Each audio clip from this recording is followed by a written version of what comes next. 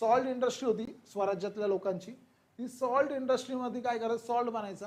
मग हे ट्रेडर्स पहिला सॉल्ट इंडस्ट्रीमधून सॉल्ट घेत होते आणि ते ह्या स्वराजला विकत होते. मग असं काय होत होतं, सॉल्ट इंडस्ट्रीचा खूप चांगला फायदा होत होता.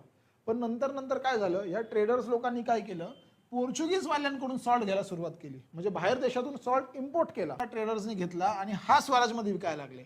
मग आपली सॉल्ट इंडस्ट्री बंद पडायला लागली. मग शिवाजी महाराजांनी काय डोकं लावलं, महाराज बोलले हे जे इम्पोर्ट आहे ना, इम्पोर्ट टॅक्सेस वाढवले. महाराज पोर्चुगीजला असं म्हणले नाही सॉल्ट विकायचं नाही म्हणले, सॉल्ट विका, तुमचा जो टैक्स है तो 10 पटीने वाढणार. महाराज को तभी पता चला कि पोर्चुगीज जो सॉल्ट ट्रेडर्स को बेच रहा है उसके इंपोर्ट टैक्सेस बढ़ा देने चाहिए. उसके इंपोर्ट टैक्सेस बढ़ाने के बाद पोर्चुगीज के सॉल्ट के रेट हाई हो गए.